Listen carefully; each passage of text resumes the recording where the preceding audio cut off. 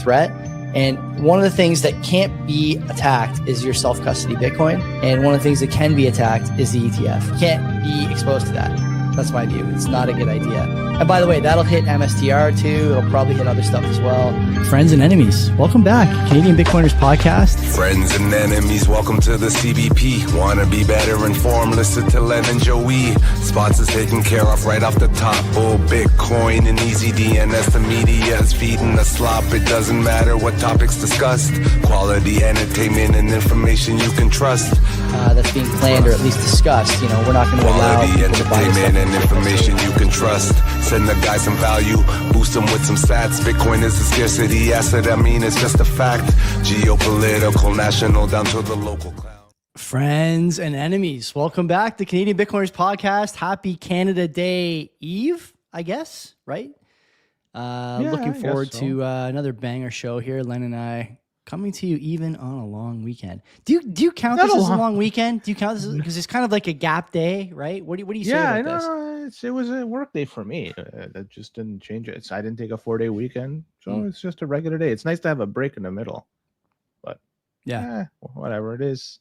You seem to be more chipper, more relaxed, more loose. I've had four tall cans, 2 craft, 2 Coors Light here, preparing for the show. Trying not to get too ahead of myself. But yeah, things are going to be fun tonight, I think. I don't know. I was thinking about the length of the show tonight. Do you want to go the full hour and change? I don't know how many people are going to be watching. I never really gave that much thought, but let's see. We'll just play things as they come. So we may cut the Bitcoin and the back end of the show short, depending. Some big stories, though, we got to cover. ECB, obviously talking about your savings, among other things. They can't get enough of your money, Len. You know, everything they want to do requires someone's money, and it's never their own. It's always yours. Let's do the sponsors first and foremost. EasyDNS is the lead sponsor, the banner sponsor, the presenting sponsor, whatever lingo you want to use. Mark has been a great friend to the program for many years at this point, and I hope you guys are using him for all your DNS needs. He's the friendly neighborhood registrar. If you want to port a website, buy a website, a domain, I should say,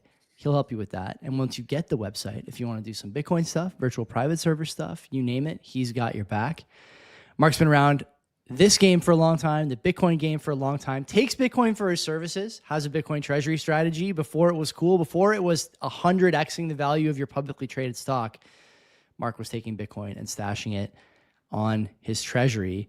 Len, if you go to EasyDNS and use our promo code CBP Media, you get half off your first round of buys, which is great. You should be buying domain names. Look at Sailor. Sailor bought domain names years ago and is now selling them for 5, 6, 7 figures.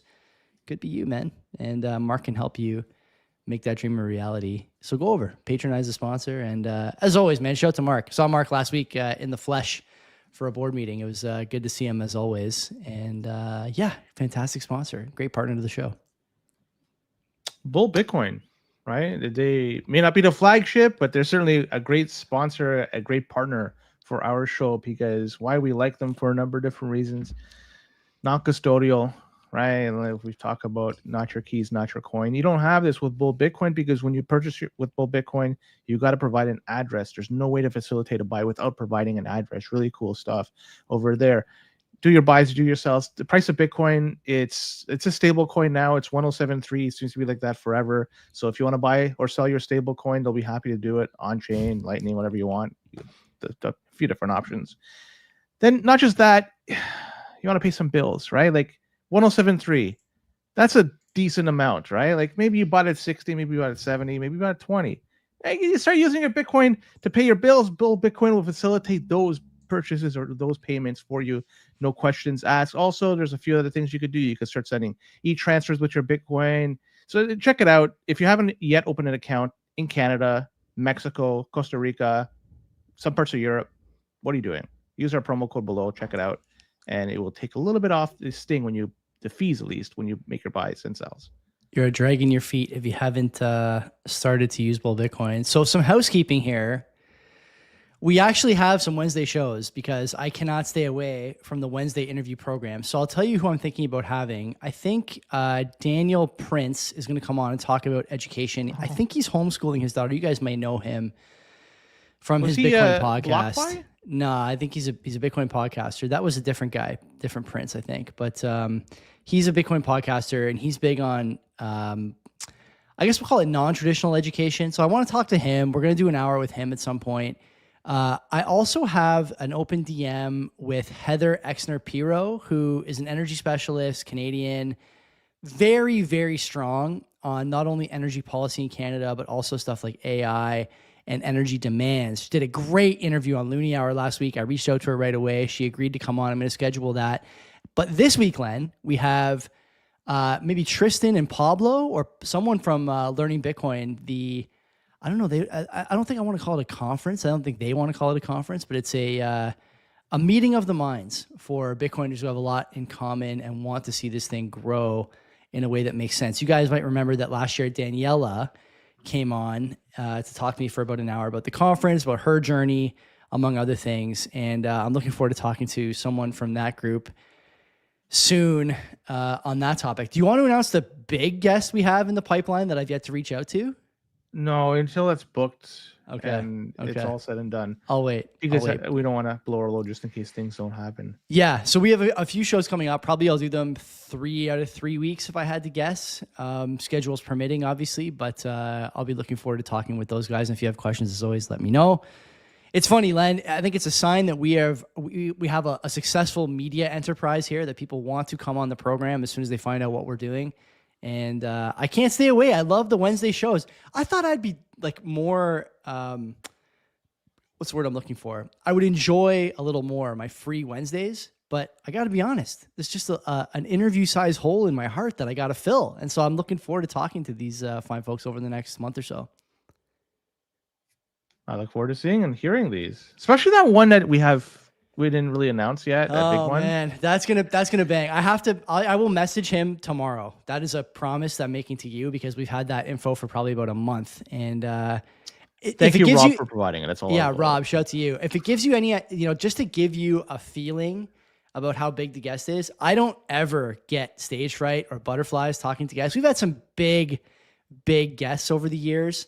Like, I think Mark Ripito was a huge guest. Kevin Muir doesn't do any guest appearances except for Money Talks, basically, came to do our show.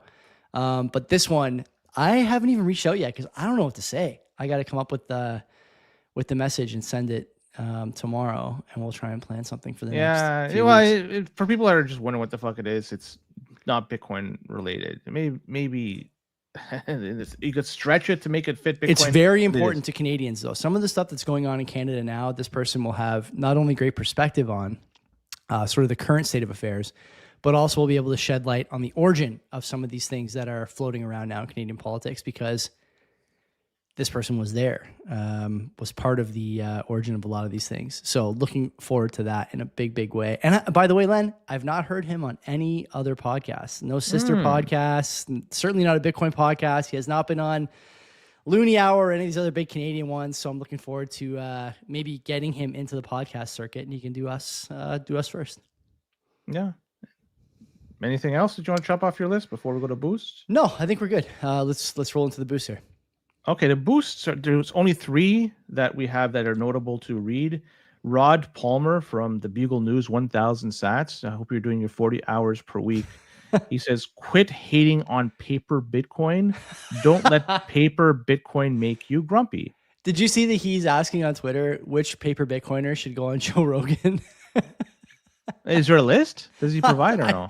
I mean, I'm sure we can come up with one here if he doesn't have one. But I thought it was funny all the same. There's like this gap now between real Bitcoiners and paper Bitcoiners. Well, and I think that the definition of paper Bitcoin, it varies per individual as well. Yeah.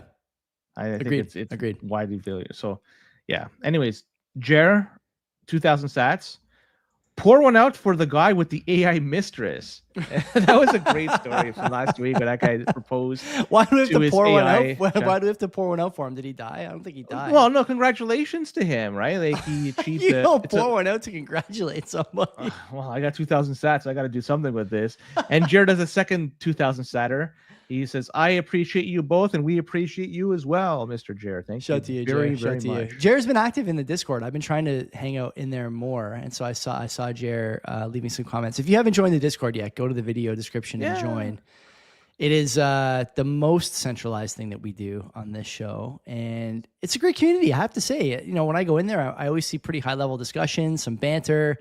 One of the things I like about doing the program is that we have a really good base of listeners and viewers and people who care about Bitcoin, and I think they care about each other too. And so there's good back and forth in there, people trying to help out and support and shoot down bad arguments and steel man, bad arguments to sort of strengthen everyone's viewpoint on different things related to Bitcoin. And I don't think you see that in a lot of places. If I go to the Simply chat, you guys know I have a hard on for making fun of Simply.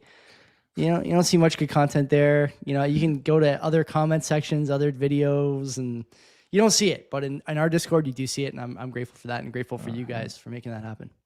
And Boom Dust is asking, what's better, Paper Mario or Paper Bitcoin? I've never played Paper Mario. The first one on the NES, Yeah. SNES, Yeah. is fantastic. The second one on is the it Switch, better than Mario RPG? Is the big question, right? Because I think they are sister games. yeah, it's a good game. That's all I gotta say. And Okay. the second one that came on the Switch, not so good. And there was a sequel to that or follow up to that. I didn't play it, so I don't know. And Switch 2, I'm happy to say I don't have it, still don't have it, and I choose not to have it. By the way, some announcements today from system. Nintendo that price is changing due to market conditions in the next little Lowering? while. I doubt it. Raising? That's my guess. Because people are complaining about how high it is. Somebody posted in 2017 when the Switch came out, it cost 0.24 Bitcoin. What? A quarter of a Bitcoin? Oh my god! Yeah. Imagine you. Yeah. So I suppose any of us who have it, have that opportunity cost to bear now. So that's what, like 25K, give or take, 20, maybe a little more actually, 26, 27. So that's American, right? So yeah, USD. I'm talking. It's so incredible. So yeah. Stories. Let's do it. Fannie Mae, Freddie Mac. I like this one. I think it's a good story. Yeah, I mean, you're gonna have thoughts that are so. Okay. All right. I don't think. I mean, we'll just keep raising our voice. Maybe we'll see eye to eye. No, initially, like, come on, just by the name alone, you think these guys are no coiners, right? Freddie Mac. I mean, everyone remembers what these guys are famous for these days. No, but you know what? They may be pre-coiners, right? After hearing this announcement, it's potential. I can't say for sure, right? And this is because the U.S. Director of Federal Housing, FHFA, came out and said that he ordered those two agencies to accept to learn or to go through the process to start preparing the businesses to count cryptocurrency as an asset for mortgage. Because right now, obviously, people that have Bitcoin or a shitcoin, they can't use that when applying for a mortgage in the US. So they just are using whatever other assets they have as a potential way to get approved. And this is a new way to potentially use your Bitcoin.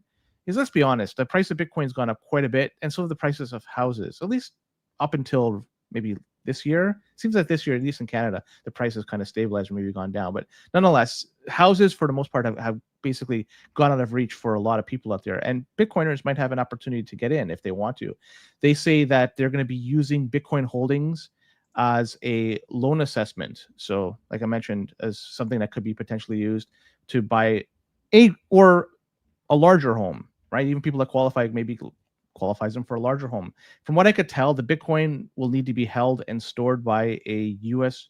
regulated, centralized exchange. It's Coinbase. They're going to want it to be in Coinbase. Yeah. Could be Fidelity. Could be Coinbase. So it's going to be the same old folks. But really, it's just, it's not your keys, not your coin. The keys are going to not be held by the customer. And it makes sense. If they're going to lend money against Bitcoin that you own, they want to have some ownership of that or some control over the Bitcoin, just like any other asset, I would imagine. But the one question that comes to mind, because the price of Bitcoin, if you look at it, and if you've been around it for long enough period of time, it fluctuates up and down quite a bit. And LTV, the loan to value, that's the one that I think is going to be really interesting to see, especially for people that if ever they want to opt to use this and they do it at a peak when the price of Bitcoin is near or at its peak and it starts to drive down, which inevitably that's going to happen. What happens at that particular moment? Are they then forced to pony up more to keep the LTV in check? Probably, or maybe liquidate the house, which is potentially another option, right? Because let's be honest, Bitcoin does go down too with respect to USD. And is this a good or bad thing? I mean, I would say, if anything, it's neutral at worst. At worst, because people have to live somewhere. Either they rent or they buy. You can't live in your Bitcoin.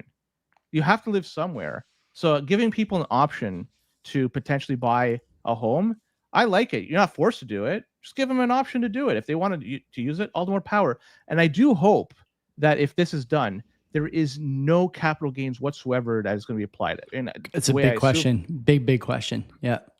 But if it's just using it as a loan, why would it be capital gains? I think you're right. I think you're right. Yeah. Yeah, but if there is, like, come on, it's the step in the wrong direction. But if there isn't, then I mean, I'm looking at this again. Like I say, at worst, this is neutral.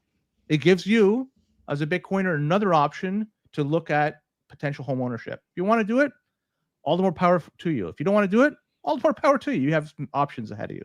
Yeah. Okay. A couple of things to start with. Boomer is making a good point that we should talk about how it looks to me in the tweet from the U.S. government. I can't remember that guy's name, Puel or Pui or something like that. It's just one name he gives on his. Yeah, he's got a good handle. He's like there. Share or something. Exactly. Exactly. That's up. By the way, that's something common between your generation and my generation is that anytime anyone talks about someone with one name, Share is the only name that we go to.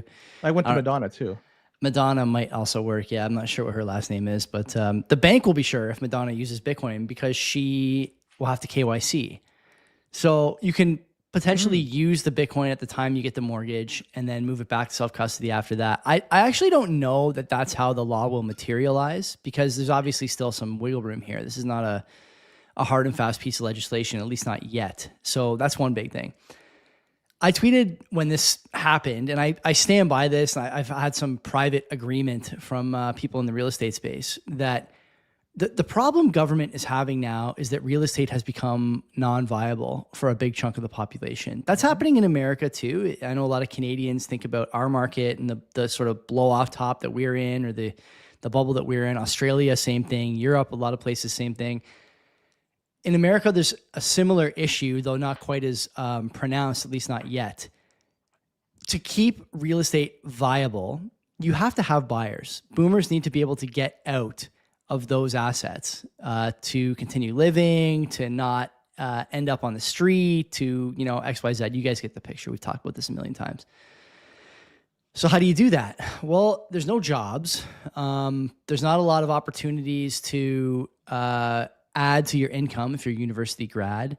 There's certainly not a lot of opportunities to get into, like, let's say, a relationship with a romantic partner and do this. Marriage is at an all-time low or a near all-time low. So what do? I think the answer is you have to start looking at what probably the bank still thinks is like an alternative asset to add value to like you said, the LTV ratio. And so to do that, you have to use stuff like Bitcoin.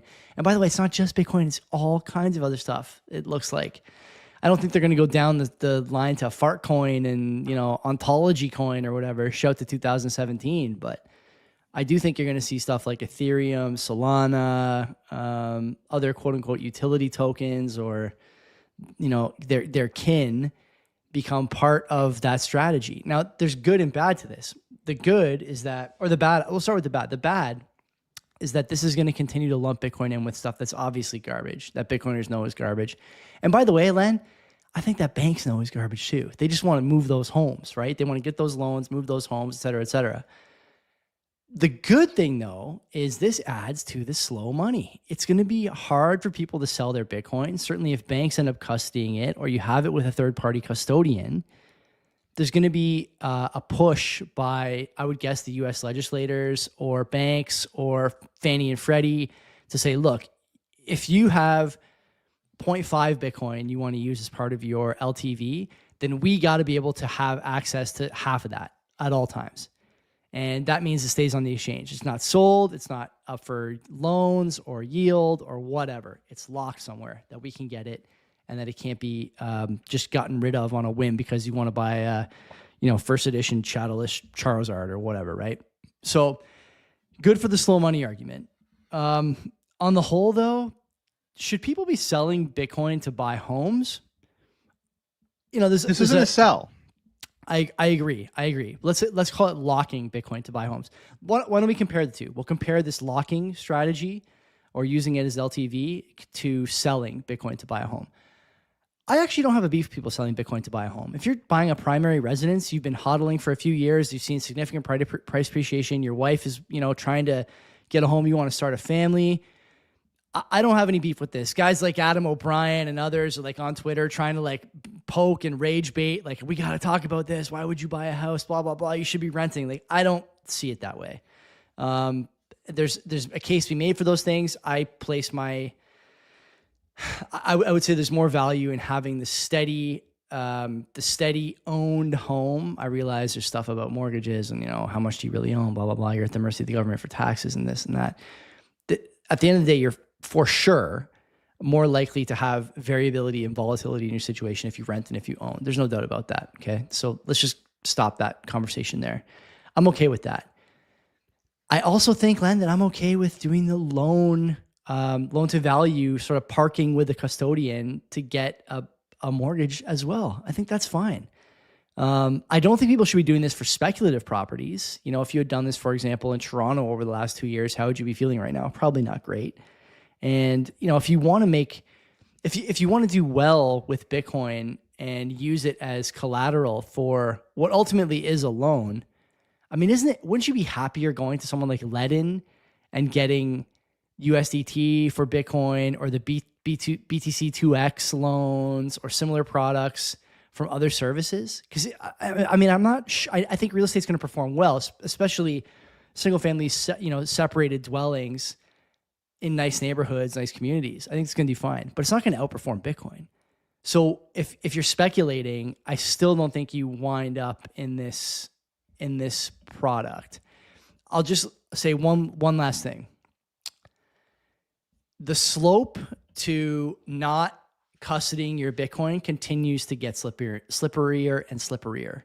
Now you're talking about, okay, well, if you want to own your home and use it as a part of your mortgage application, we want to see it. You have to KYC that, and we may at some point want to hold it, which I think is probably going to be the case. I can't imagine they're just going to say, show us and then take it back. I don't believe that's going to work. That continues to be a problem. If they start saying you can use ETF positions as collateral for a mortgage, that's, I think, another problem. Someone tweeted out today or yesterday, and I agree with it, that this is going to be the first bull market where self-custody declines as a percentage of total Bitcoin holdings and user behaviors, let's say. And this is going to be part of that. So I look at all this and I think, yeah, there's a lot of good here. And I think there's a lot of necessity here by governments to keep real estate viable. You have to let people use new assets because otherwise they're not going to be able to help you get your boomers out of trouble. But there's a lot of bad too. There's a lot of stuff here that's a little bit concerning. And as I said, directionally, does this make self-custody more likely down the road or less likely down the road? I think probably less likely is the answer. I would argue it doesn't change it. Okay, tell me why. Tell me why. If you have Bitcoin, if it's in self-custody, and if it's never been KYC'd before, does it really change anything if they implement this or not? But if you want to buy a house, right? Buying a house, it's one thing. That's a pretty good carrot to dangle in front of a lot of people, especially people younger than me. That's a hard thing. Yeah. It sure is, but taking away that, if you have other means to buy the house, or if you choose to perhaps rent and you don't need to use Bitcoin in order to do that, then what you have is, in terms of Bitcoin and your keys, is going to remain with you. And if it's KYC free, it will never be exposed as long as you don't want it to be exposed. It doesn't change anything, and you could keep that for as long as you want. There's no reason to out yourself, right? There's no reason. And with respect to what are they going to accept in terms of digital assets, aka shitcoins, New Hampshire may have set a good groundwork on what to do. Remember what they said I think they were going to accept Bitcoin as a treasury asset. I think that's what they added to their reserves. Yeah. And I think they said and other digital assets, as long as it met a threshold of having a market cap of $500 billion or higher, which only one does, and that's Bitcoin. ETH number 2 in terms of market cap. I think it's like 200 billion last I checked. I don't know where the fuck it is. but like, But still, it's got a you ways know, to go. a year from now or 2 years from that, when that legislation lands, let's say, you know, is that still going to be the case? And if inflation Maybe, I don't continues know. and all these things, like, you know, it doesn't change necessarily the worth of these assets, but it might change the value in terms of whether or not they're accepted, related to that threshold you just mentioned. It just changes like what they're accepting maybe at the onset. If what I'm saying is going to be a reality, then then it really is just going to be Bitcoin, and that's what you really want. If I was Fannie Mae or Freddie Mac, I wouldn't want to have exposure to a shitcoin that has great volatility, because by doing so, you're setting yourself up for failure, where you're going to have the client not able to meet their obligations, and then you'll have potentially another 2008 scenario where we had the subprime mortgages and people were simply just walking away and just collapse the whole market. You don't want that type of thing. Not to say that that would be a repeat of that, but you potentially could have more people walking away, which nobody wants that. Yeah, maybe. No lender wants. They want to get their money every month, right? Do you think that lenders consider the Bitcoin price direction or view it the same way that we do, right? Like, yeah, it might be a bumpy road, might be drawdowns, but 5 years, 10 years from now, you're going to be better off with that than cash or basically anything else. It makes me wonder what they really think about Bitcoin, the asset, because it seems to me like they understand it now. And by the way, the government saying that Fannie and Freddie should take it is, I think, an indictment of government monetary policy. Like, we're going to inflate the shit out of everything, and Bitcoin's going to go to 500,000. You better start taking it. Yeah, and the one thing that I've been thinking about a lot is the price of Bitcoin. I like to look at it towards like what's the price of, say, a car, and let's use a constant, like maybe an F-150 or something. So that's what I like to look at, and because obviously if you're using USD as the denominator, that could change drastically depending on the policy of the Federal Reserve. But in terms of hard assets, like not hard, like something that's been produced, I kind of like that. Maybe a barrel of oil, maybe something like that. I prefer to look at it in other ways, and I think we should all trend towards that rather than using USD as the denominator here. We should use something else as a way to measure the value of Bitcoin over time. Final denominator, right? As a famous Twitter nim, I think, once said. BTC sessions. Let's talk about what happened. I'd love to. I know you would. And I given what your comments were at the beginning of the show, I almost wanted to put this first, but I think the Fannie Mae and Freddie Mac was pretty damn big. But even BTC sessions, what happened to him? I got a few. He had a YouTube account that was temporarily suspended. That guy has been on YouTube for 9 years or so, and somebody did him dirty in YouTube and decided to temporarily suspend his account. They were claiming that he was posting videos that were violating their harmful and dangerous policy. Harmful and dangerous policy. I'm not sure how they came to this conclusion. His videos are benign. He does a lot of tutorials and shit like that. Maybe the odd Why We Bullish or the weekly wrap up, whatever they do. But really, like, they're benign. Right, like there's just a bunch of people just getting together and just chatting with that side of things. But with respect to the tutorials, how could that be bad? I don't believe that that's actually what happened. And well, this is the third time he's been suspended. Did you know this? Yeah. So there's something that's now December 2019 and April 2020. December 19, that's a fucked up one. December 19, he was temporarily suspended because there was a video from 2016, 3 years earlier, that triggered something, that triggered a flag as harmful and dangerous content. Sounds like deja vu to me.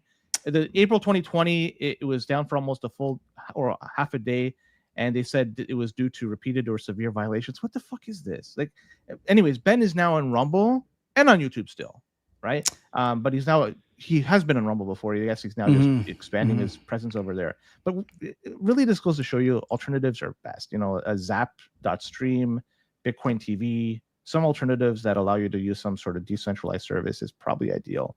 And I feel bad for Ben. I like the guy. It's bullshit he has to go through this. And I'm happy that the community rallied behind him.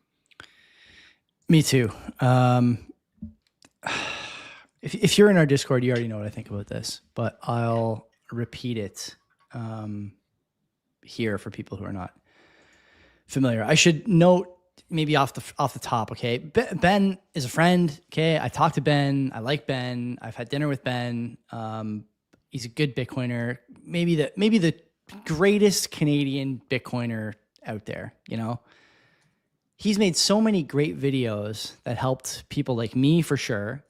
I recommend his videos to new Bitcoiners all the time, and I view his stuff as sort of monolithic. I mean, if anyone was ever asking about how to use a cold card Q or a Mark IV or a Foundation Passport or a Ledger or whatever, like Ben's got you. When we recommended Ben's videos during that era when Ledger exposed their users keys via their recover program. Do you remember that? We recommended Ben's video, how to get your stuff off a Ledger to a cold card. That's those videos are untouchable in terms of quality. And I think also, Len, in terms of pure motivations, he's making those videos because he thinks it's important. And, knowing Ben a little bit like I do, I think his heart's in the right place. 100%.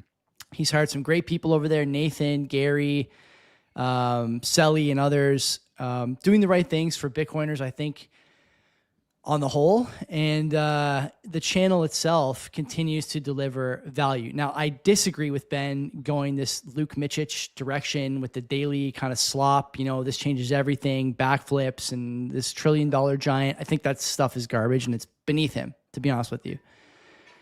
He doesn't need to do it except for the fact that, he's getting paid a lot of money by Bitcoin Well. Those are in their public disclosures. I think it's about $6,000 or $7,000 USD a month with $12,000 up front, I believe. You can go look at that yourself if you want. So the plays have to come in. And I appreciate that, he's, employed or at least considered employing or is employing tactics that came from Luke and this sort of thumbnail / SEO, quote unquote, hacking stuff that I have to be honest with you, I don't think is actually legit. The idea that you can pay someone $1,000 a month and pump your channel to 1 million plays seems unlikely to me, mostly because if it was that easy, then these people would all be doing it. And if it was that lucrative, then no one would be selling it. But this is a story for a different day. I don't think it's that difficult to figure this out. My concern for Ben is that there's an algorithm on the YouTube side that is for sure tripping on his channel and other channels related to this thumbnail SEO stuff. Happened to Simply a little while ago. Same thing. It's harmful content. Happened to him now and happened to him in the past.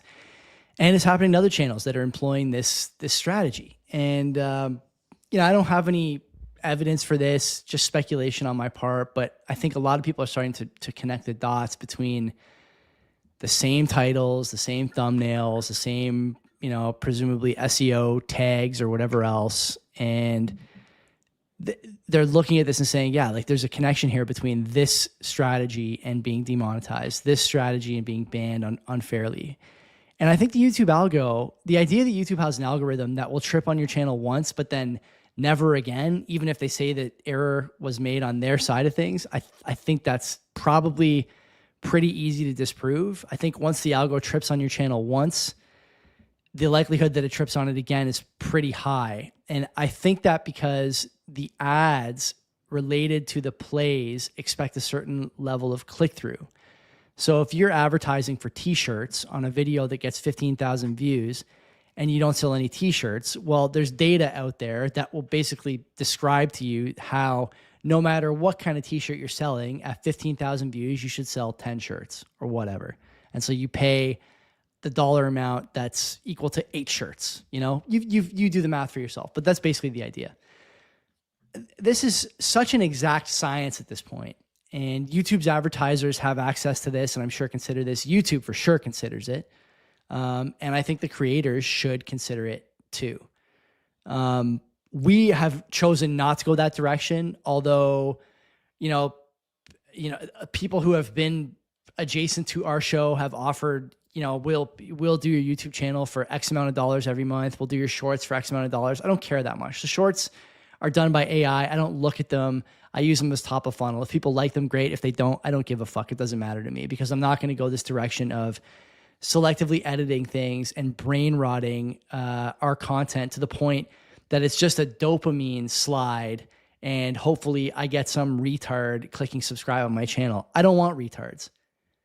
I don't want that. And I know you don't want it either. And I look at some of these channels, Ben's included, unfortunately, at this point, and I say to myself, why go this direction to try and get the sort of lowest common denominator to watch your stuff at basically any cost?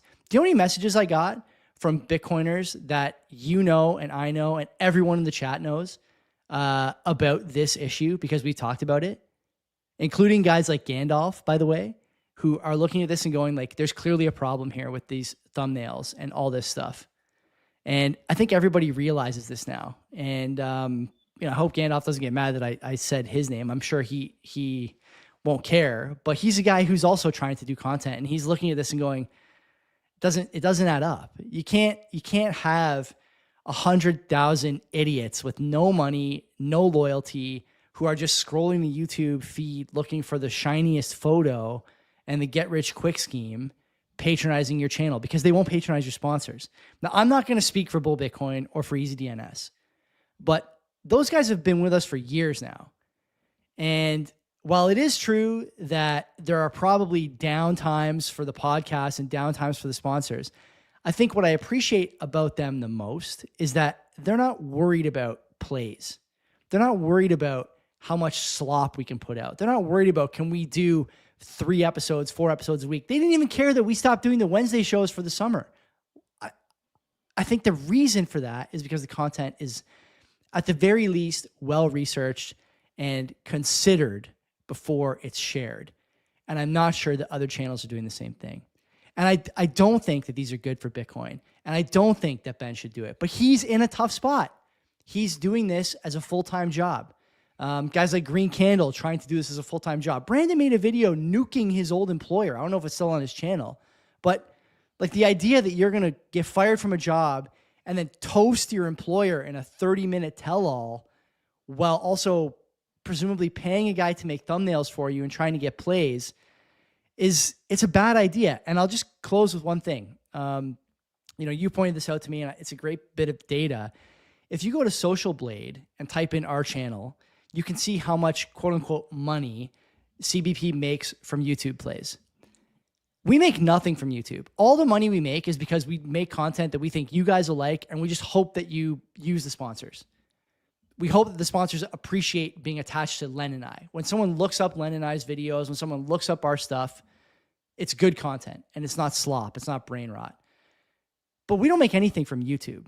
In fact, the Social Blade estimate is a 4x overestimate what we actually make. It's pennies. It's a few bucks a month, if that. And that's before taxes, before everything else. You can go to these other channels and see what they make on plays and decide whether or not it's actually the plays that matter. I think it's the sponsors still that matter. And I hope that YouTube sets right this backwards incentive structure that they've allowed to fester now for years, where people are clearly buying bots, buying plays, buying comments. I just watched a video the other day. I won't mention the channel, but the video had like 600 plays, and one of the comments had 400 likes about a fake AI token. And those comments have since been deleted. But like the thing is that this is obviously a house of cards, and playing in that house of cards will yield you a certain outcome, and that outcome is not a positive one. And some of these guys have no choice but to go this direction. Ben is not one of them. Ben can go back to making tutorials, doing Why Are We Bullish. If he wants to do it twice a week, fuck, I'd do it. I would do Why Are We Bullish twice a week if I was him. Why not? It's great content. You get a lot of good people, and the discussion is honest. It's not. That's got to be hard to do. Maybe the scheduling would be difficult for sure. Yeah. And he's got a wife and kids, and he's traveling a lot for conferences. I get it. And that's why I keep saying backing out. It's like golf. He's in a very force him for golf for sure. He's in a very, very difficult spot. I appreciate that, but there's clearly a problem with this thumbnails, SEO, pay me for views, incentive structure. The views are not real. YouTube is for sure tripping. Their algorithm is for sure tripping on these channels, and you're gonna see this more and more. I think. We'll see if I'm right. I've said this a bunch on our show. I've said this on other programs as well. I think there's something to this. I don't know exactly what it is, but I would be keeping an eye on this if I was just sort of an impartial third party observer for sure. If you already haven't done so and you have a Rumble account, I suggest get one. Do that. Support Ben. Sign up to it. 100%. Because even if Ben goes, pure as the Pope's cloth now, the YouTube algorithm is still going to be looking at that. Algorithm is not going to forget these infractions. No doubt about that. Well, I'm just because I like I'll virtually blow him now. He's been really nice to me. Yeah. And every time he's nice to everybody. He's a really nice dude. He's a good guy, man. Yeah. Ben's a great guy. Great guy. And I don't want to see him go through all this bullshit again. So that's why if anybody out there that hasn't, if you haven't signed up to his YouTube, what the fuck are you doing? Sign up to that right away. Should be watching it. But certainly his Rumble too. Just do that. And I'm hopeful that the Rumble CEO talks to Ben because I think he did reach out to him on Twitter, right? And I would like to see that happen. I'd like to see that guy on Why Are We Bullish, to be honest with you. I don't know when that's going to happen, but if I had to guess, I would say before the end of the summer. Anything else you wanted to discuss? Because I know this is a topic that... no, that's fine. With respect. Yep. Okay. Let's talk about Ledger Nano S. Interesting. Yeah. I think I'm bringing this up. A lot of people that watch this show probably have one of those things. I have one. I don't know where it is, but I have one. I had one too. I ceremoniously burned it, set it afire year and a half ago, 2 years ago. Is there a video of that? No, I didn't. Fuck. I was I gotta call Luke, get him to make a thumbnail for us. I think that video should go viral now. Fuck, I gotta go look for the ashes. See if I can find it next to the guy's hard drive with the Bitcoin on it. But I had no idea the Ledger Nano S, particularly that one, was officially retired in 2022. Did you know that? I did not. No. That it's interesting because, as you mentioned, what does retired mean, by the way? So they're phasing out support of it. They're gradually phasing out support for this, which means potentially if there's any sort of thing that needs to be updated because there's a security breach or whatever security issue, like you may not get it in the future. This device sold tons, came out 2016, so it's been around for a number of years. It reminds me in a way, of the S9, the Antminer S9, and so 2022 is when this is starting to get phased out. And the reason for that is, like everything, it's money and it's shitcoins that are driving this, because the amount of memory that's on a Ledger Nano S is 320K. Now, if you add up having Ledger OS on the device and you have the ability to transact in Bitcoin, because every time you have to do something, you have to transact in it, you have to load up particular software, then it's getting close to being maxed out. And then somebody, if they want to hypothetically shitcoin and get ETH, you're basically tapped out at that point. So in order to enable customers to use all the greatest with shitcoins and stuff like that, they recommend using the Nano S Plus. And that model is available and getting all the support you need and everything. Either way, personally, I would say stay away from this. I prefer a cold card for my signing device, or there's some other ones that may be just as good. I'm not sure off the top of my head, but cold card certainly is one that I use and the one that I could recommend to people. As long as you do it right, it's the best, or one of the best. Ledger, hell no. It just goes to show you, though, like these old devices, it's too bad they're being phased out, and it's because of shitcoins.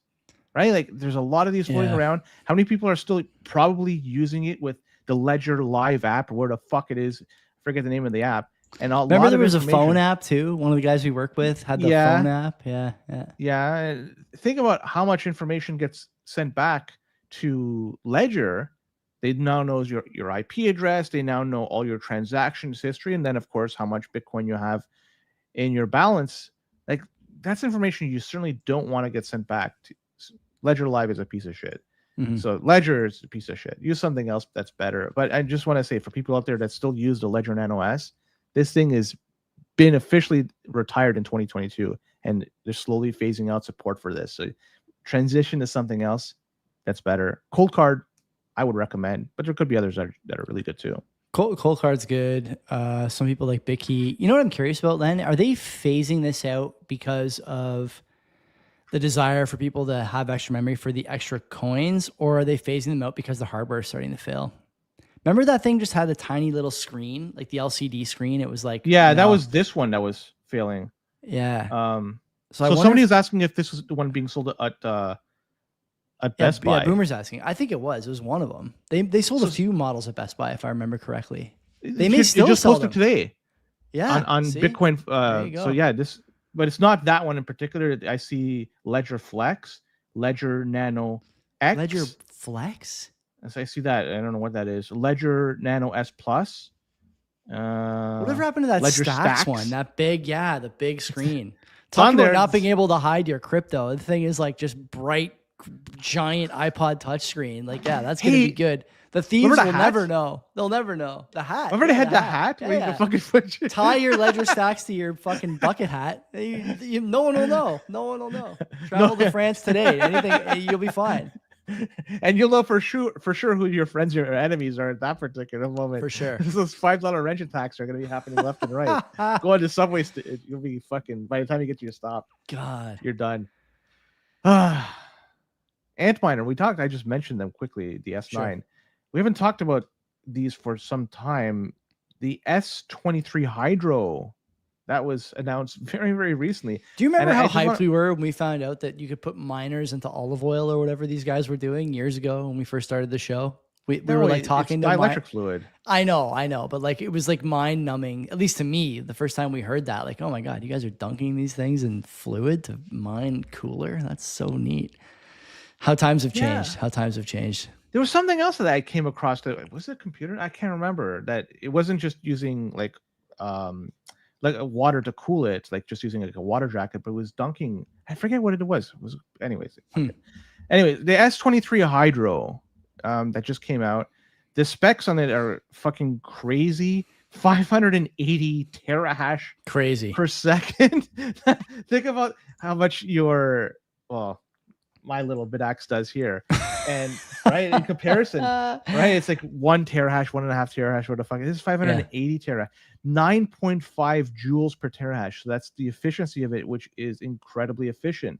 The consumption is about 550 watts per It's not unit. much. It's not much. But by comparison, like your central AC unit uses roughly the same amount of electricity. So now it comes the point where what do? Do you cool your home in the summertime, or do you power up one of these? It's a no-brainer to me. You just fucking sweat it out. We talked about this on Axis of Easy, I think, at least in passing, or maybe we talked about it off air. You can actually make your AC unit in your home more efficient by using a MERV 8 filter instead of like a MERV 11 or 12 filter, which I only found out like 2 weeks ago. Yeah, I should have. No, the other way around. MERV, you want to get to a higher number? Most residential HVAC setups cannot really operate well above MERV 8. So maybe run the miner and just get a worse air filter. Try that. I'd say fuck the AC, get a fan, and just run this 24/7. But either way, see, to me the answer is simple. I'm just gonna fucking mind this. But the ROI on this, it's if you're gonna buy one of these, it's gonna be you're still a solo miner. Yeah, you're still a solo miner. Yeah. Anyways, it's they roughly 1 to 4 years the ROI depending on electricity cost. Which that's today's hash rate. Who the hell knows what's gonna happen tomorrow with the hash rate number go up? And if people want to get this, really, it's going to cost you a ton, 15K USD, give or take. And I would suggest if you want to mine, just do the small hobby stuff like a Bidax. Like that way, not much of investment, not much noise, not much heat, not much, it's just a lot of fun, very little pain, and you can participate and go from there. But even if anybody out there doesn't want this, the deliveries are expected to take place first quarter of 2026. So you have to dunk 15K. That's tough. That is tough. Yeah. Yeah, but these units are fucking. What industrial miners are going for these things? Any idea? I don't know if any, because they're huge units, and because it's the hydro, it's all encompassed, right? Are we going to do? okay, so I have to cut you off. Trip is in the chat. Trip Ace is what's going on with the ECB. Are we going to talk about this? I put it in the title of the show. Let's do it right. You know what? Fuck the Bitcoin segment. We're going to go right to the rest of the stories. ECB. Do you think this is in the notables? Okay, yeah, let's do it in the notables. Yeah. Okay, sure. Okay. Yeah, stick with us if you're on audio, if you're on video. You guys know what to do. And we'll either see you in a second or see you tomorrow. And take care of yourself either way. Don't make shitty thumbnails. Yeah, ECB, buddy. This is a crazy fucking story. That it seems to me no one in the regular world is talking about, which is unbelievable. Like, this is huge. Wow. The implications here. Let's talk about the story first. You do the story, then we'll talk about the implications of it. Okay. The European Commission, they launched its savings and investments union, the SIU. It's a strategy. This was done in March 2025. So this came up but now through all this, they came up with this crazy idea or wonderful idea, depending on how you look at it. Because in Europe, the problem with that central bankers have over there is that Europeans have a lot of wealth that's locked up in bank deposits. Does that sound familiar? Well, you know, these bank deposits, preloaded stimulus locked up. Yeah, continue, please. It's fuck all in interest they're generating. That's the reality. So people have money there, and it's generating the customer fuck all in interest.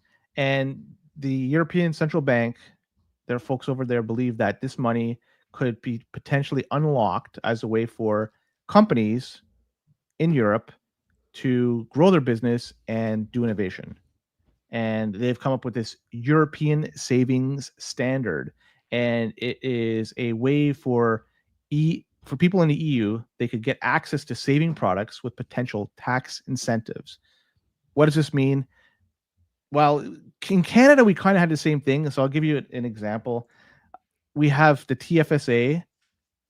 Pierre Poilievre came out not too long ago during the election. He said, we will increase how much you could put in a tax-free savings account as long as be an extra $5,000 per year, as long as you're investing in Canadian companies. Pre-selected Canadian companies. Not ones so that you think are Canadian. We will tell you which ones you can use. Yep. So that's essentially what they want to do here. They want to allow people to invest in companies, European companies, and through that, they're going to get tax savings, some potential tax savings.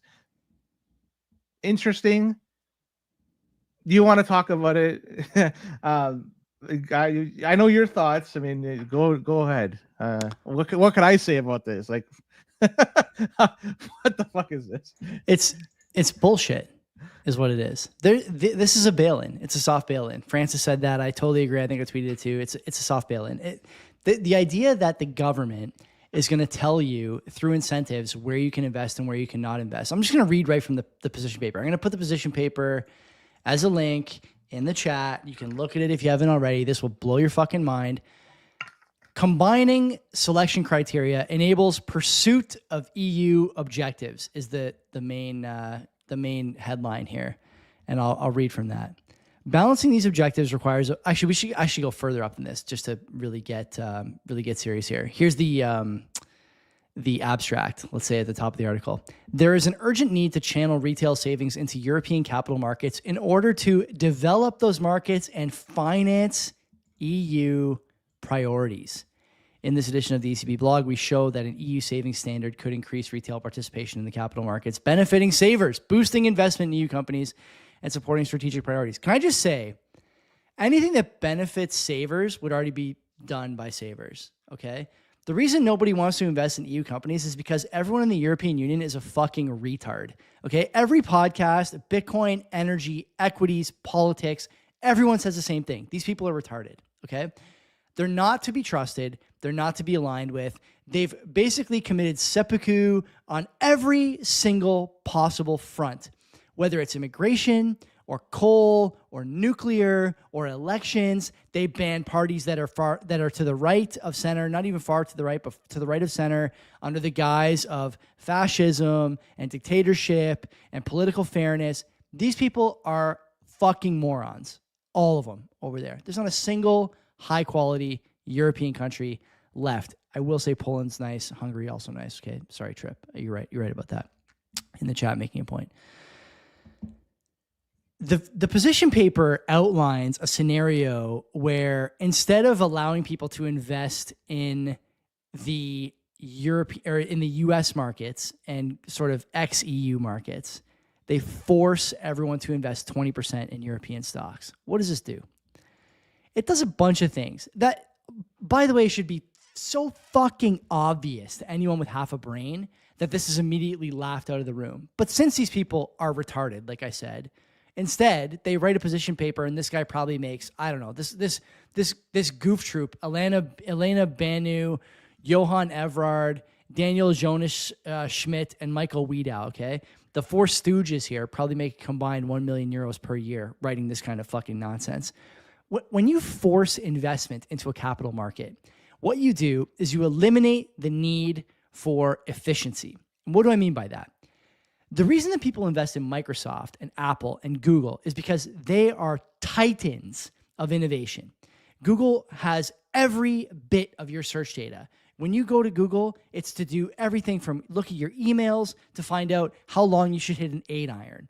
Okay, everything Google has on you is by your own volition. They don't force you to do it. America does not force you to invest there, et cetera, et cetera. When you use Microsoft, it's because your professional life revolves around the MS Teams suite of services, okay? It's because your computer runs Windows. No one's forcing you to use that. Your company is not forcing you to invest in that. What you see is the best product winning out, okay? Same thing with Apple. When you go to Apple, people use the iPhone because it's simple. It might not be the most secure. It might not be everyone's favorite, but it just works. Whether you're 10 or 70, when you open an iPhone, the home screen is inviting, the GUI is intuitive, and the product excels in multiple different environments as far as what the user expects. The reason these companies have these products, these services that are so sharp is because they are competing with each other. You can put your money anywhere, but you choose to put it in these companies when you buy equities and when you buy products. When you force investors, and you know, the commie retards out there will say, well, you're not being forced. There's just a new incentive that's presenting itself to allow you to benefit from investing in new companies in a way that you wouldn't before. Don't be stupid. This is forced investment. Because if you don't get the tax incentives for investing in companies that are more successful, you have no choice but to invest in companies that are less successful.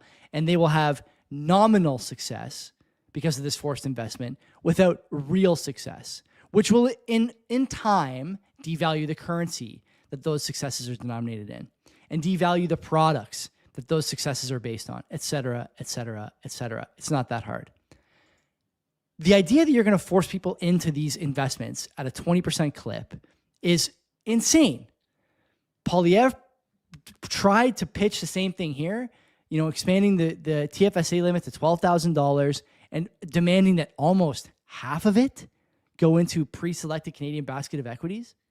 And now these guys are doing the same thing. This is what it looks like when capital markets die. Europe is not a place that any sane person should be parking money. Look at what's going on in Europe, okay? You can pick any number of different social, political, economic fault lines. And no matter where you look, there's retards making policy, retards formulating responses, and retards telling you that it's not the fault of the government. It is the fault of the government. It is the fault of the policy. And it is the fault of these things failing together at the same time over and over and over again. European Union politics has crushed competition at every turn, not just in technology, not just in energy, but even in political rivalries. It's all they know how to do. If someone does it better than them, they legislate them out of business. You see this all the time. All the time. This is no different. No one should be investing in European Union markets. No one should be holding. So you see no one should be holding euros. No one should be investing in these markets. No one should be fucking considering moving there for sure. And the countries that are outside of the Eurozone and have been, you know, rivals and staunch opponents of these policies, Poland, Hungary, and other places, should continue to bear those standards. Because if they don't, this is where things will go. You see, there's no reason anybody would want to do this. Like, there has to be some reason why somebody would want to invest, right? I'll be honest, it's hard for me to wrap my head around it, but I'm sure there's going to be a reason, right? I can't see it directly. Maybe you can, maybe you can't. I don't know. For what? Reason for I don't know. I mean, the only comparison I could use is like a TFSA here in Canada. They're going to do it. They're going to try and do it here too. 100% they're going to try and do it here. But even right now, they're going to do it with the pension. The pension is the thing here that's going to have to invest in Canadian companies. The pension is something else. That the TFSA is a tax incentive. Yeah. They're giving somebody a carrot to dangle. And do you add to your TFSA or do you not do anything? Or I still add to it. So then you're a good candidate to ask the question, why would anybody use this? And because why do you use your TFSA? Okay, so I'll give you. You can't day trade in your TFSA. There's limitations in that. Yeah, you can't do volume, the private equity. Can't do PE, there are some limitations. So let me give you the argument that I'm actually like engaged in right now with my parents and my in-laws. Because I'll be honest, there's going to be legitimate reasons. I just can't see it because I live in a bubble myself. But somebody like you could provide good rationale for I actually think the European thing. I might work for them. I don't know. I think you're right about the TFSA going that direction here. I'll give you an example of what I'm not doing, and an argument that I have with my parents, my in-laws, honestly, almost every week at this point. My daughter is 7 months old-ish, and my dad is leading the charge among the parents and in-laws to start a RESP. RESP, yeah, for my daughter. Did I tell you this already? I might have told you this offline. This is very common. And I keep telling him that I think it's retarded to do that. I tell him that for a few reasons. I sent him this EU story, obviously. The most obvious, non-tinfoil hat reasons, very simple. Education is changing all the time. And the idea that you're going to lock up money in an investing account that's only going to be allowed to be used and backed by the incentives that you agreed to 20 years earlier, basically, let's call it, 18 or 20 years earlier, is if the government agrees that the education you want to pursue at that time falls into the basket of educational resources that they support. I think that that's obviously an issue and obviously dicey. So not going to do that. The tinfoil hat side says that they're going to force those investments to be in Canadian companies at some percentage over the course of the next 18 years. And I think that that's like an obvious weakness in these portfolio allotments. And people are not really thinking about it because they don't pay attention. No one's reading ECB position papers like you and me. They have better shit to do. But the idea that you would park money in an account that's it's a 20-year lockup is what it is. Our RSP is even and worse. Have it is worse. And like the RESP is like particularly bad because it's like it's your child's well-being. At least if you fuck up your own well-being, you're the moron. You pay the price. No. But if you fuck up your child's well-being through an RESP disaster because you lock up the money for 20 years and the government says, yeah, by the way, you can only go to like McMaster, Western, Laurier, Guelph, and they're teaching underwater basket weaving or African dance studies, shit that doesn't give you any career opportunities, which, by the way, is a huge problem everywhere. The ROI on university degrees is zero across the board because universities get their loans. Gets their loans funded by the government, backed by the government, basically through stuff like there's OSAP, some OEAP, degrees et cetera, that have value. Very few compared to what is on offer at these places. But the loan availability doesn't change between diplomas. That's the problem. So the 100%. But let's go back to the TFSA thing. You're adding to it. And I'm going to be honest here. For mine has been slowly being depleted. I'm getting to a point it's going to be zero in the not too distant future. And I'm going to be so happy for that. But see, I live, like I say, in my bubble. What works for me doesn't work for you, Joey. Doesn't work for that person or that person. Right. But you're adding to yours, and you have a particular reason why you're adding to it. Yeah, like, I'll tell. I would like to know why. I'll give you mine. For example, I'm gonna. Okay, so I'll give you two or three reasons here. One, if you've been listening to the show for a long time, you'll know that we talked about how I was gonna slowly ease out of my TFSA once we bought this house where we are now.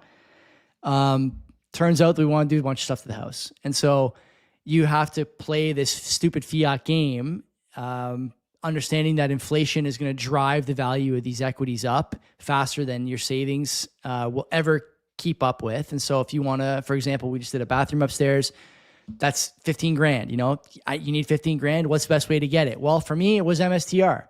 You know, you take a bunch of money, park it in MSTR for a year, it triples and you get 15 grand. Now I think it's these other shitcoin treasury companies or whatever that everyone is talking about, Semler and all this other garbage. I don't buy any of this shit, you know, about Bitcoin torque and Bitcoin yield. I don't care. I think it's a nonsense argument. But am I going to let the money get away when I have a kitchen to do, when I want to do Invisalign, when I want to pay for Montessori? You know, I got to take advantage of those things. But if I'm forced to put that money into Canadian companies, the incentive disappears because those companies don't grow. I don't care about CN Rail's dividend. I don't care about Bell Media's, you know, registration numbers. I don't care. What I care about is, can I triple this money in a year? If I can triple it in a year, I'm in. But if I'm not tripling in a year, I'm out. There's enough evidence out there to say why one would never want to do the TFSA game. I don't know about that. I don't know. There if is you're in my shoes, evidence. If you're in my shoes, like, why would you not? You know, you have these expenses that are coming up. It's tax free. And I get basically it. a guarantee. You know, you kind of have an idea of where the market's going. It's the point of view where you're coming from. And see, like for mine, I could say, and again, I live in my bubble. I have no reason why I'd want to, because I have seen what happens when people get shut out from their wealth. Yeah. And I don't want to be in a position where my wealth is shut up for whatever reason. Always a risk. I want to have total control over this, and I'm paying a price up for that because I believe I could make more wealth by playing a TFSA game, but I'm choosing not to by playing it safe, just buying corn and leaving it like that. So I'm leaving money on the table by doing my strategy, but the reality is I have total control over everything. Yeah. So there's a level of risk. Risk may be very, very small, but I don't want to risk anything at this particular moment. Agreed. And yeah, there's always I think risk. there's enough evidence to show that one wouldn't want to. You know, 3 years ago, what happened in Ottawa, that, you know, if somebody looks at that and says, you know what, I'm still going to play the fucking game, the fiat game. I don't know, man. So it's nice that you have a bathroom, but I don't know. There's more to it, and for me, it's just I'm done with it, and the integrity I feel about not putting anything into that, I feel good. You and me are at different stages of life, you know. When you started buying Bitcoin 10 years ago, no, I did not 10 years ago. It was eight years ago. The same as you. 2017. So when you started buying Bitcoin 8 years ago, were you still putting in your TFSA? Heck yeah, and that was, you know, when the turning point was for me, COVID. Shortly thereafter, I don't want to bring it up, but I just mentioned the example just a moment ago. That is, for me, it was a turning point in a number of different things. It was, I changed my mentality where things are going to go in the future, and I changed where I'm going to be putting my money moving forward. And at that particular moment, it was a turning point for me. And a lot of people should look at that and say, I'm not trying to preach to you, Joey. I'm just trying to say, I know. We're in different positions, and I appreciate that the risk exists for sure. Yeah, pretending it doesn't exist is the wrong way to handle this. If somebody wants to go 100% into anything, like if it's going to be fucking bonds, I don't give a rat's ass. Do whatever you think is best for you. I don't care. I say what works best for me. It's not a one size fits all approach, but for me, I know it works. And try figuring out for you. Not pointing to you, I'm talking to everybody else, Joey. It works for you because that way, at least you understand. Do your research, do whatever, and then just fucking follow suit. But understand there's a risk, and even holding your own Bitcoin, there's fucking risk. You lose your keys, that's it. It's gone. Forget it. Nobody's gonna fix. So everything comes with a level of risk. Well, what do you want to tolerate? What do you want to risk? And for how long? Yeah. Yeah. And that TFSA stuff, like I look at it and I'm thankful I haven't. It's a lot shorter term for me now.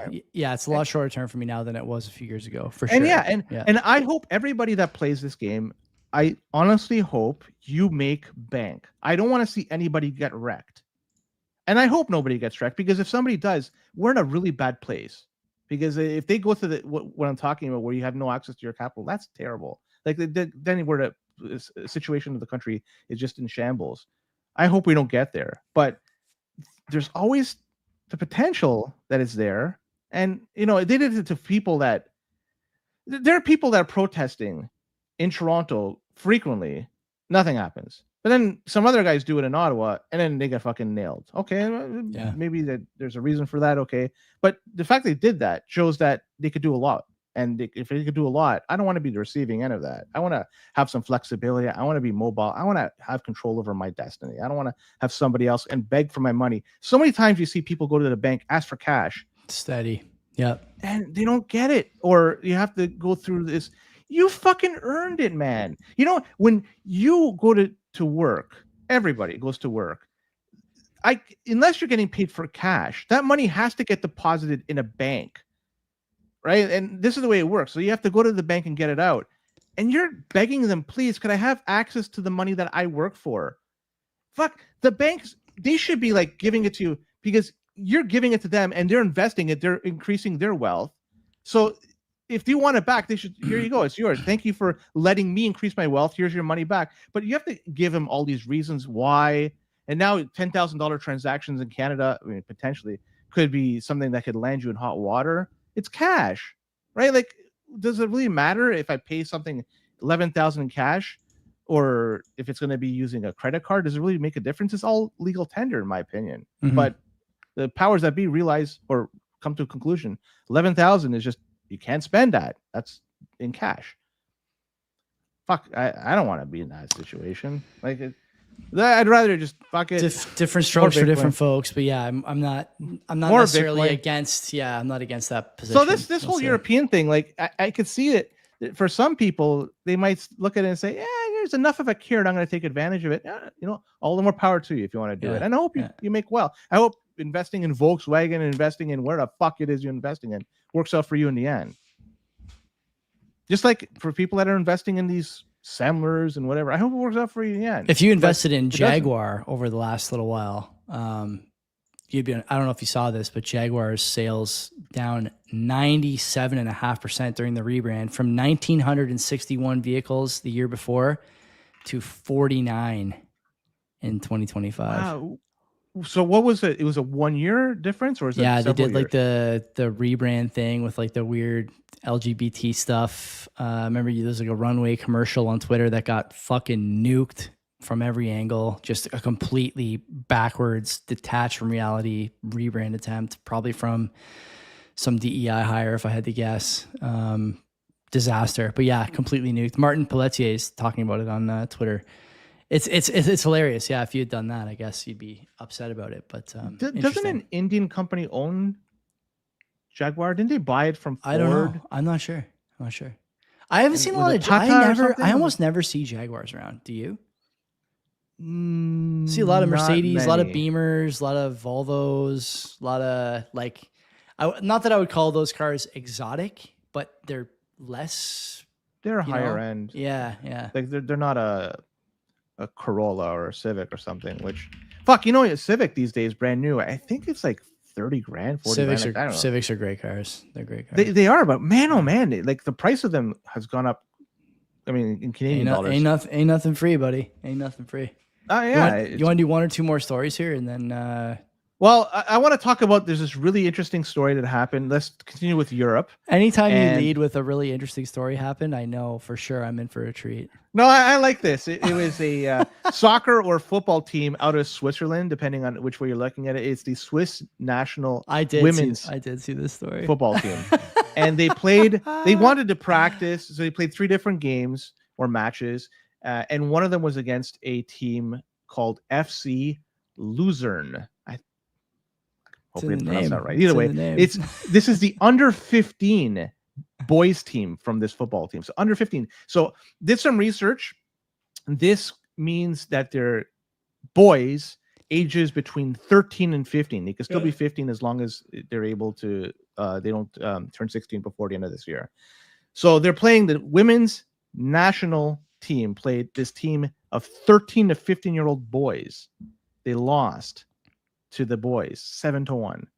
The 23rd ranked world women's team lost to kids that are in grade 7, 8, and 9. 7-1, right? I tried to look at the names of the kids on the under 15 squad. I came up blank. I could not find anything about that. But this goes to show you the disparity between the two levels of game. Apparently, they play really fast, even at the 13 to 15-year-old level, compared to the 23rd ranked world team. Yeah, there you go. I found it to be very interesting, and maybe they could transition these kids and I'm gonna dominate. I'll tell you a story. I don't know if I've ever said this on the show before, but I've had a few beers, so I'll say it tonight. Oh no! When I was when I was a kid, the street that I lived on had 8 boys that we all played sports together all the time. We ranged in age. I was the oldest, and there was a few other guys my age, and then my brother was a couple years younger.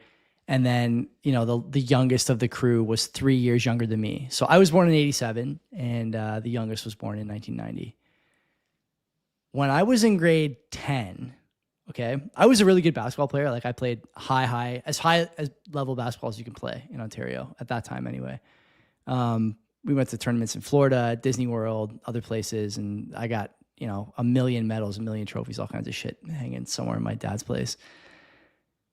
We went one Christmas break when I was in grade 10 with the kids from the street, 8 of us in total, okay? I was the only one playing rep basketball. My brother was really good too, but he was a couple years younger than me, so he was like in grade 8 or grade 9 at the time. We went, the 8 of us, to a local gym, I won't say what gym, and played against a local college women's team, basketball. I won't say what college, 8 of us against their full squad. And we beat the fucking piss out of them for 2 hours. Hammered them. I remember saying to my dad after that I couldn't believe we won that game. And he didn't really say much about it. I don't think it really occurred to him that what I was thinking was like, how the fuck did we beat a college women's team? But in retrospect, the difference between a 14, 15-year-old boy and a 20-year-old girl is enormous. The speed, the physicality. Like, I remember I was the only person who could touch the rim in the gym, which was nuts at that time, just little things like that, right? And, one of my buddies who was playing hockey, he used to play for, I'll tell you what, it was ended up playing for the Frontenacs, I think, Kingston Frontenacs. Also played for Brock University later in life. He's a really good hockey player. He was on my street too. And I just remember thinking, like, in the third or fourth quarter of that game, we still had so much gas in the tank, and the girls were toast. They were completely out of gas, completely demoralized. Scoreboard was off. We had one referee. I think the college brought in one referee. And the only reason we got this game, by the way, is because one of the guys on my street, his uncle was the coach of the college women's team. And he had coached against me when I was in grade 8. He used to coach a local elementary school as well. So, I'm not surprised to hear that. What I am surprised by is the sort of lack of grace from the people who are constantly talking about how women should be paid the same as men to play sports. I mean, this is obviously not true. I have a daughter. You have a daughter. I'm not sexist in this way. I don't believe this is a sexist point of view or a sexist opinion. I think it's just a reality of biology that kids, if they're men, are significantly better at almost all sports than women, even if they're 10 years old, they're fully developed, child-rearing age, et cetera, et cetera. I would pick basically a team of 15-year-old boys against any WNBA team, and I think they'd probably win. I think I could probably have taken one of my HBA teams, a Hamilton House League, maybe a few years before COVID. I had a team that scored 100 points in a House League game. Those games are 32 minutes long, for people who are wondering. I think that team could beat a WNBA team, probably could do it pretty easily. And I don't think it's weird to say this anymore. Again, there's a lack of like understanding from a lot of people that social media exposes these things and just makes them obvious and puts them front and center. So the idea that you're going to pretend that, women are as good at sports as men, even men that are 10 or 12 years younger, is just completely insane. I would love to see the highlights. Where are the highlights of that game? No, there was no cameras.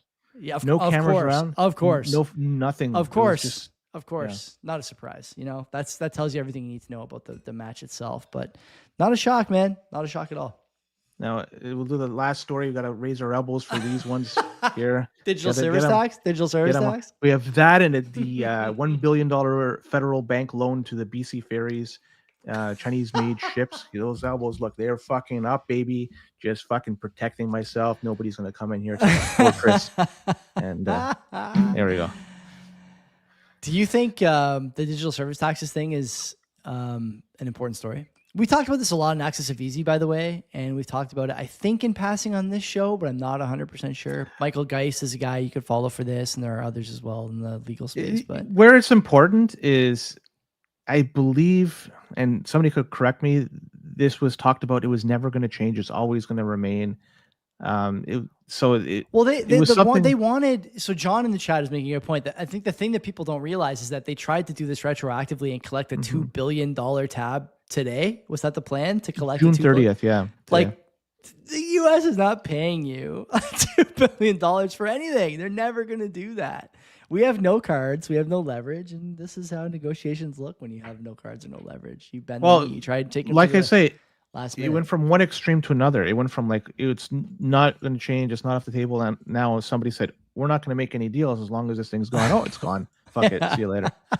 So really, like, the optics look really bad. I don't know which looks worse, terrible. That or the BC Ferries. Or the ferries is a good story too, right? The province wouldn't give any money to. This is one I haven't really paid that much attention to. There was no Canadian bidders, by the way. Right. No Canadian companies that's what bidded. they say. But the reason there weren't bidders is because there's no sort of money in that contract. Do I have that right? I don't know. So they ended up buying like a cheap Chinese ship. That's what ended up happening. Freeland was expressing great disappointment for this to the ferry operators over the purchase. That's good. Do the ferry operators? I guess so. Are they really bidding quick, on the RFPs? I don't know. I doubt it. The last one was really quick. That street that changed names in Vancouver. Looks like the people living there are having some difficulties with. You're ahead of the curve. All roads lead to land. All roads lead to land. So they have troubles paying or changing their credit card information or their banking stuff because the way that it's set up, it's not accepted in the fields. So yeah, I feel bad for them. Their mortgage payments, they're not going to go through. Credit card payments are not going to go through. And if they want to collect, they got to go find. Could you imagine, like, if living on a I want to take a look at in the next little while to see what happens comparatively, the price of the homes there versus something like in that neighborhood, like very, very close, and see if the homes over there, like, good question. Is what's the hassle worth, right? I want to see like how this trends over a little bit of time, and they just, it seems like there was an action that was done without thinking it through, right? They didn't think, like, what happens to the people living there that has to pay their bills. Well, good way to put it. Friend of the show, Ken Sim, I thought gave a less than enthusiastic supporting speech about this. So make of that what you will, listener, viewer. Let's get out of here. Come back on Wednesday. Tristan, Pablo, Daniela, I don't know, somebody will be here to talk about the Learning Bitcoin conference, and hope to see you then. Until Wednesday, have a couple of beers, take care of yourselves, and happy Canada Day. Happy Canada Day.